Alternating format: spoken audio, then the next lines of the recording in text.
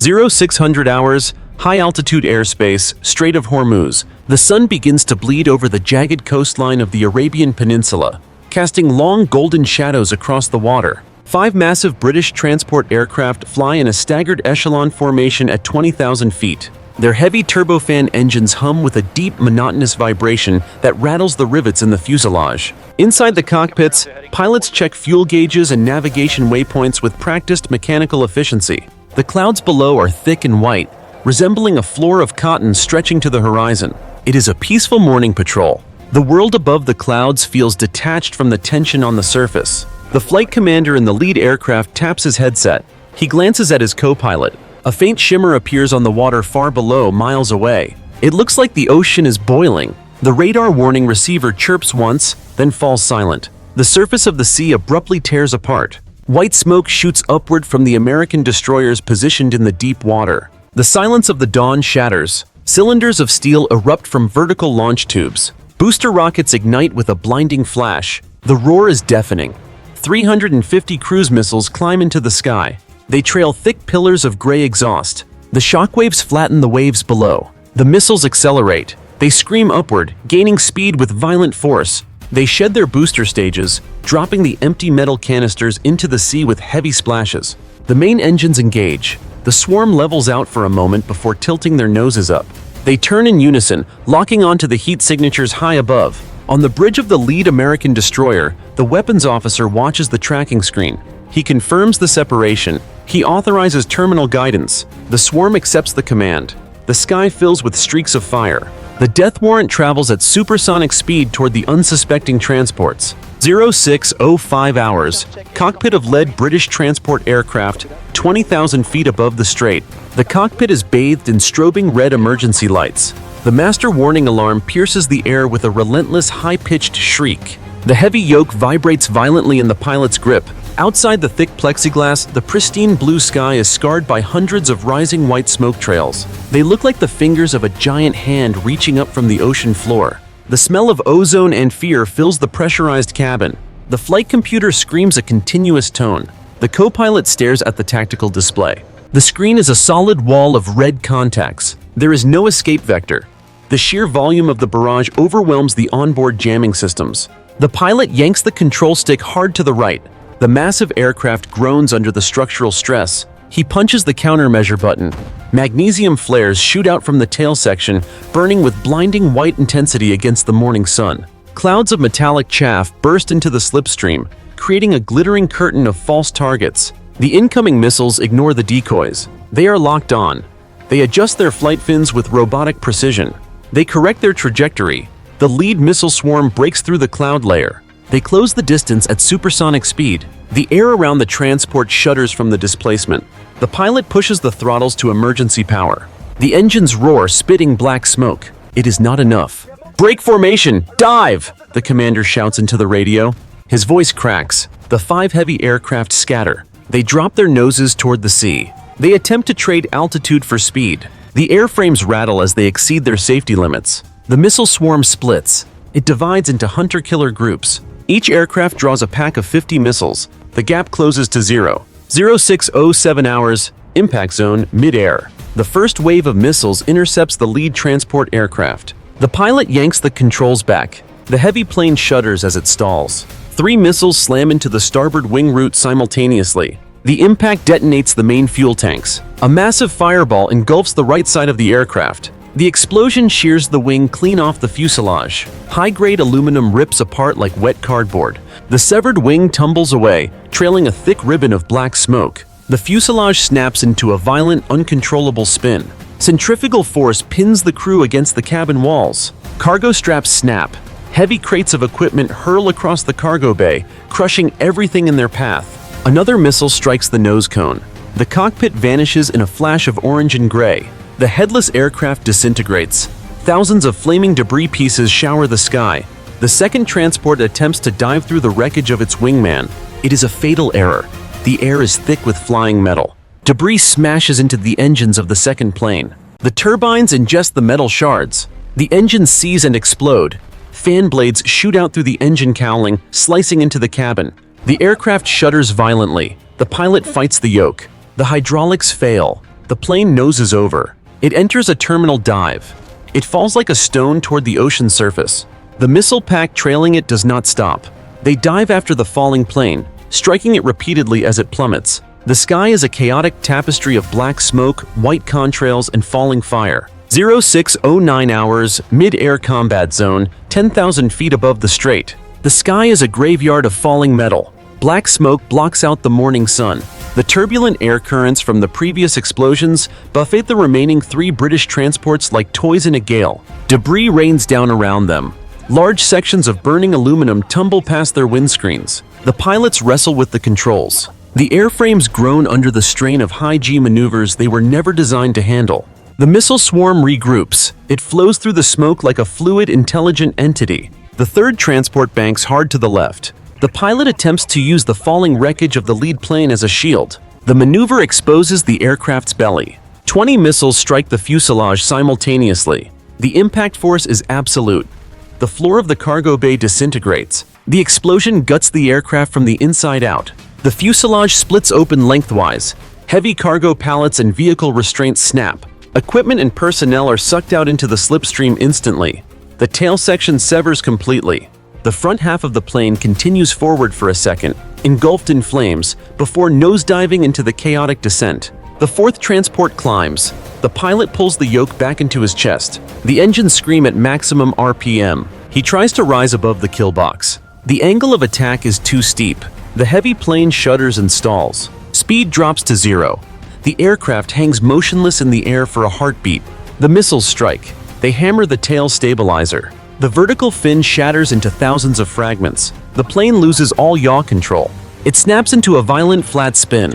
The centrifugal force rips the wings from the fuselage. Fuel sprays out in a wide arc.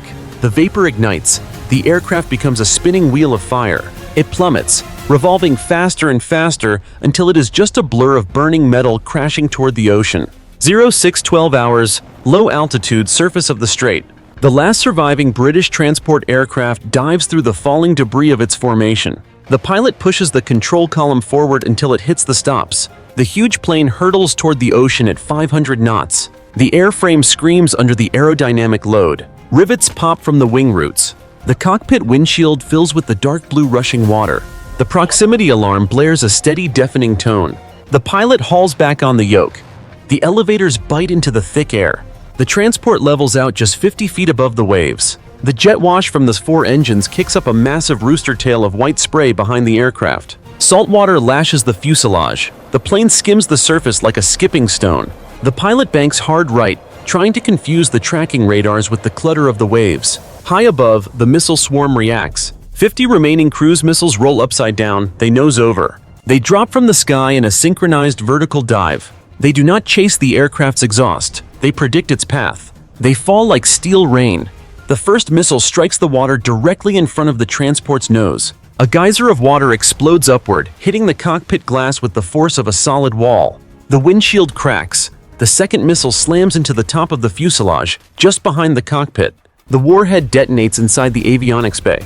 The roof of the aircraft peels back like a sardine can. Fire rushes through the flight deck. The hydraulic lines sever. The control surfaces go limp. The nose drops. The engines ingest the debris from the roof. They surge and fail. The heavy transport smashes belly first into the ocean. The impact destroys the structural integrity of the keel.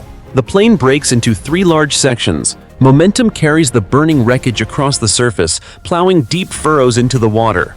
The sea churns with white foam and burning jet fuel. 0615 hours, surface 0, Strait of Hormuz. The ocean heaves with the aftermath of the violence. A square mile of the strait is covered in a thick black blanket of aviation fuel and oil.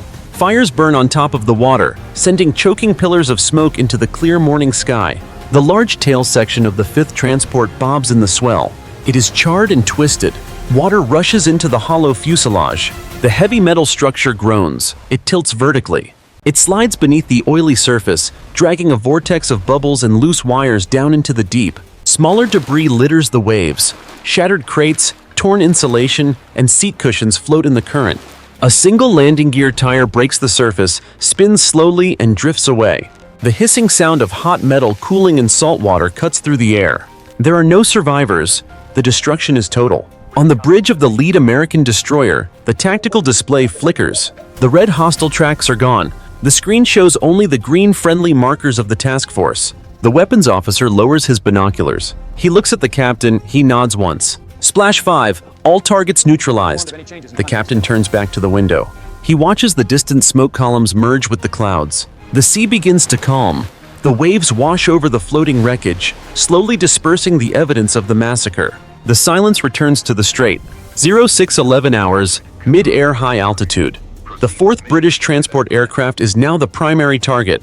It struggles to maintain altitude amidst the burning vapor trails of its fallen comrades. The pilot fights the turbulence. The missile swarm converges. 10 missiles strike the starboard wing tank simultaneously. The fuel ignition is instantaneous. A blinding sphere of orange fire expands outward, consuming the entire midsection of the aircraft. The explosion is so violent it creates a visible shockwave in the humid air. The fuselage buckles. The heat melts the aluminum skin in seconds. The aircraft does not fall. It disintegrates in mid-flight. The fireball hangs in the sky like a second sun, illuminating the dark ocean below. It vaporizes the incoming missiles that were seconds away from impact. The roar of the detonation reaches the surface moments later, a deep, thundering crack that shakes the water. 0612 hours, the drop zone. The sky rains metal. The disintegration of the 4th transport creates a deadly hailstorm. Massive sections of burning fuselage, engine cowlings, and twisted wing spars plummet 20,000 feet. They tumble end over end, whistling as they cut through the air. The debris slams into the Strait of Hormuz. Each impact sends a geyser of white water shooting 100 feet into the air. The ocean surface churns. Burning fuel rains down, sizzling as it hits the waves. A massive section of the tail assembly crashes down, crushing a swell. It floats for a moment, bobbing in the chaotic water before the weight of the attached hydraulics drags it under. The sound is a continuous, chaotic drumming of heavy objects smashing into the sea. 0613 hours, low-altitude deck. The 5th and final British transport is alone. The pilot pushes the nose down in a tactical dive. The engines scream at redline limits. The airframe vibrates violently as the speed indicator climbs past safety thresholds. He levels out just 50 feet above the whitecaps, trying to hide in the radar clutter of the waves. The massive aircraft skims the ocean surface. Salt spray coats the windshield. The pilot banks hard left, then right, executing desperate S-turns. The shadow of the plane races across the water. Above him, the remaining missile swarm reorients. They do not lose the lock. They dive. They streak down from the clouds like a heavy steel curtain, correcting their trajectory to intercept the erratic flight path of the last survivor. 0614 hours terminal phase. The missiles enter their final attack run. They reach terminal velocity, diving vertically toward the skimming transport. The pilot pulls back on the yoke, attempting a sudden climb to throw off the guidance systems. It is too late. A dozen missiles sandwich the aircraft.